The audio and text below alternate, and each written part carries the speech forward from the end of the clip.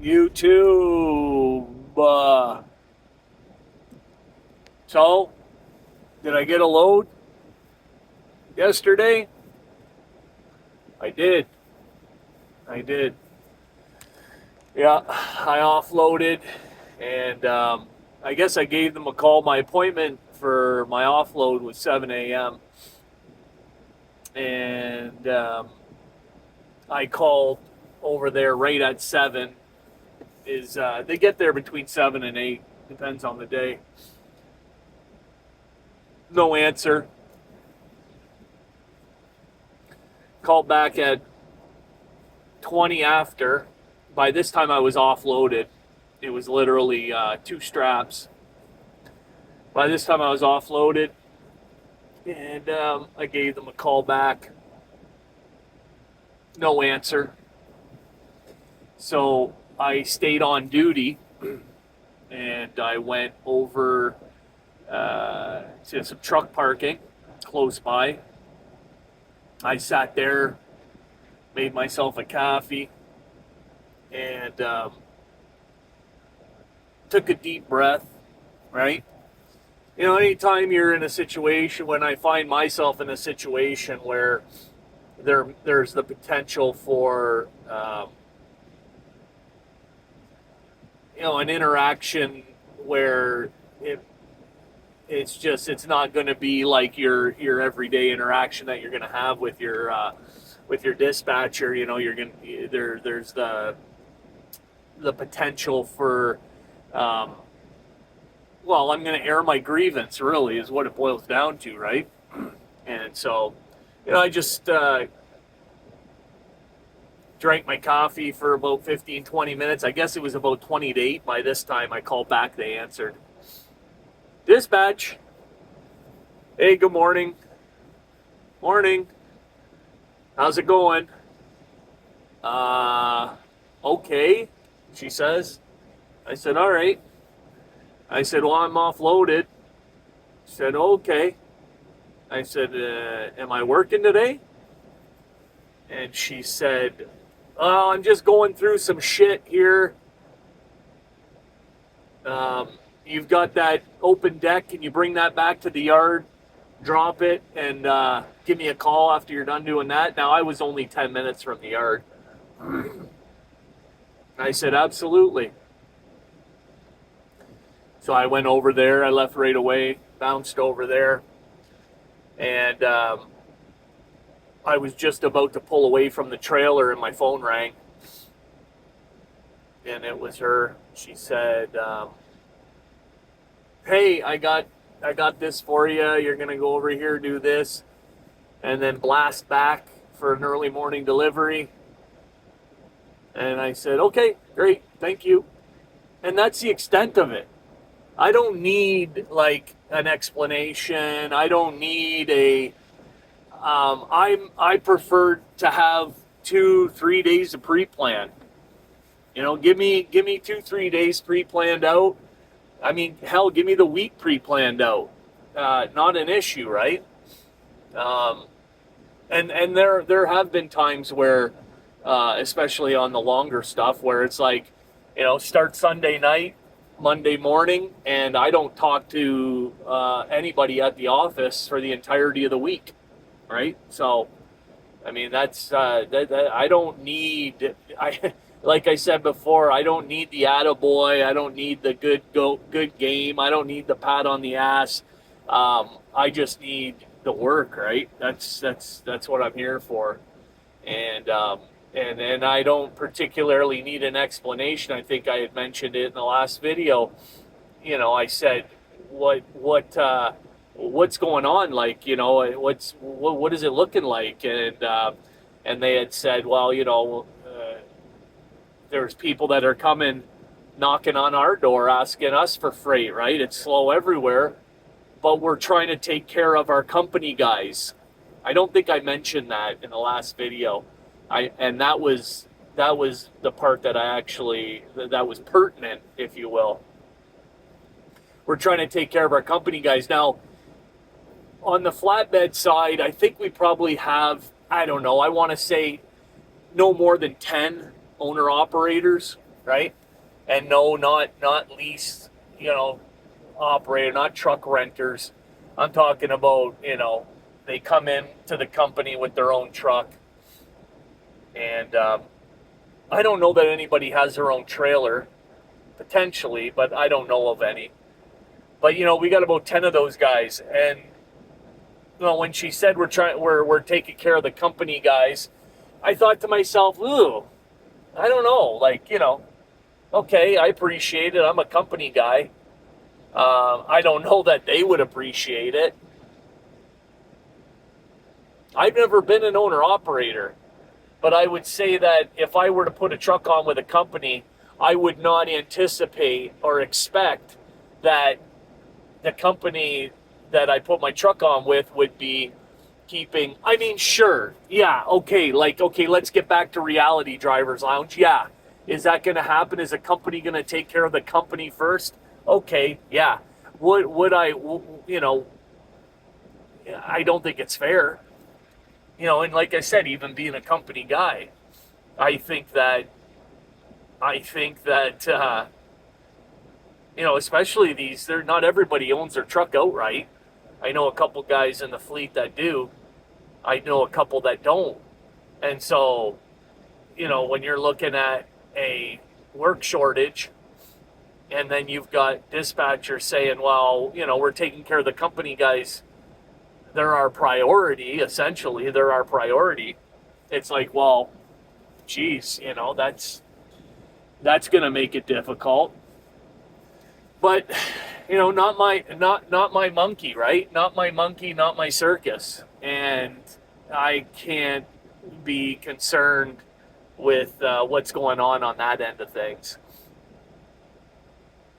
And, I would never,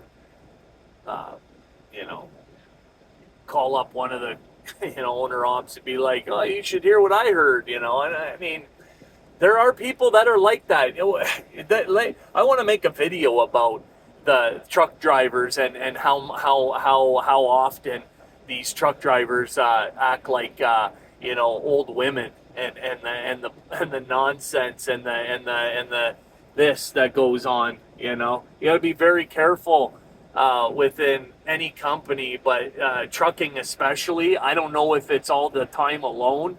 But you give a truck driver an opportunity to spill the tea, and oh boy, watch out! Like the floodgates, like here comes open the dam, right? And it's just a regurgitation of everything they've heard in the last, and some stuff they haven't heard, some stuff they make up. And here's another aspect of this work shortage is that there are people out there that are going to do and say things to try to get a step up or to step over or to step on the other driver, and that's a reality too. I've just never operated like that. I don't have it in me to behave in that manner, And God help the individual who, if I ever found out that there was that, type of scenario happening, and it was to do with me. God help that person. I mean, I'm not going to sit back and let that happen, right? I mean, I'm not being threatening or anything, but I mean, there comes a point in time where you just have to put your foot down with some stuff that goes on. But like I said, I think the biggest issue that's going on in this company is that there's this I wouldn't say nepotism, because that's like more of a family, but you could say nepotism in the sense that they're not related, but there is a favoritism.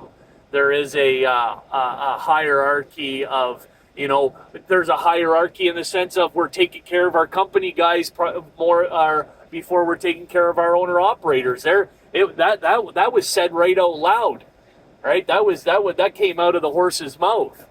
So if that's going on, damn well they're taken care of, and I don't need confirmation of it. I already have confirmation that that's going on, right?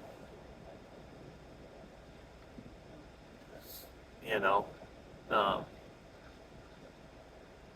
I wanted to say on the phone, like, ring, ring, ring, ring. Oh, okay, great. Oh, okay, yeah, fantastic. Oh, by the way, does this company do oversized permit work anymore? you know. Well, by the way, do we do? You know,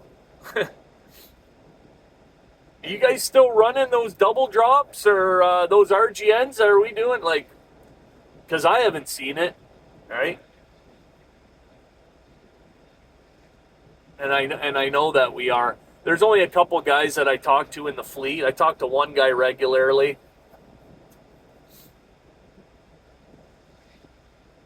But you'll find too when there's this when work shortage starts to happen, everybody pulls away.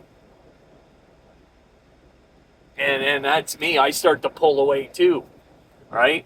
You get people that are calling you. You get numbers that are showing up on your phone. Other company guys that are calling you, and you know damn well why they're calling you. It ain't to say hello and how's it going, and just wanting to see how you're doing. I mean, they may say that, but the next question that's going to come out of their mouth is, "What have you been doing lately? You been busy? What are you doing today?"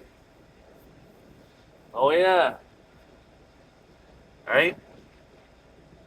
And companies, they do a really good job at keeping drivers segregated. They do a very good job at preventing fraternization amongst drivers. They do that on purpose, right? They do that on purpose. And you know, like I said earlier, you know damn well, you say something to one driver, and as soon as you turn your back, they're running into the office. Oh, wow, I was talking to so-and-so, you know. And that's not paranoia, right? This happens. This is reality, right? This is what happens. And if you've never been exposed to that type of if you've never been exposed to that type of behavior, you will be eventually, right? Eventually. Now, if you're just, you know, if you're just, I don't know, I won't even say it, but you know, once you get up to once you get into a company, a situation where you find yourself where you're making, you know, really good money in what you're doing, and then there's a competition that starts to happen, right? So then all of a sudden that competition, it creates animosity, right? Animosity, you know, people start to behave out of pocket, and yeah, and you're gonna get exposed to that crap. I try to keep myself like distanced from it, but it doesn't matter, right? Eventually, it's you find yourself having to deal with it, and then you'll run into, you know, this guy, and they'll be like, "Oh yeah, I was talking to so and so." "Oh, you talked to so and so? I'd steer clear of so and so. You know, they go run into so and so and telling them everything." You know, it's a shame. You know, human behavior, right? It's anyways, I'm over here. I just wanted to, you know, do a quick video, and I'm over here. I'm waiting. I've been sitting here for an hour and 26 minutes. I can't recall last time I sat this long to get loaded. I mean, I've sat for sure. You know, shit happens. I got about 2 hours and 13 minutes left on my clock. I had the last video there, work shortage nightmare. I recorded it this morning and dropped it this morning. So this is just later in the afternoon, and I'm gonna drop it, you know, for tomorrow morning. So yeah, I'm almost out of hours already. It's what, 3:40, 15:40, and here we are, right? I'm gonna pick up some steel. And I'm at that same place where I did the video of the brake chain. Somebody made a comment, stick to talking shit. Stick to talking, something like that. Stick to, everybody wants the fucking drama, eh? It really is difficult for me to get into that headspace, right? If I feel passionately about something, I can get there, right? And I can be very opinionated. But truth be told, I don't generally get too worked up about too much, and it's difficult to get that, release the beast, so to speak. But I guess that's what people want, right? They want drama. There are channels that have been built with no drama. There are people that follow trucking channels that have very little drama, or like very low. They're not very opinionated, and they don't stir too much controversy, I guess you could say. So, anyways, that's what we're gonna do. Get loaded up, and we'll see what happens tomorrow. I'm gonna bring you guys along for the ride this week. I'm gonna drop a video every day. So tomorrow's Wednesday. I'll drop this. And then we'll see what happens Wednesday. We'll see what I'm doing, where I'm going, and we'll tally up my hours at the end of the week. So stay tuned. Driver's Lounge over and out.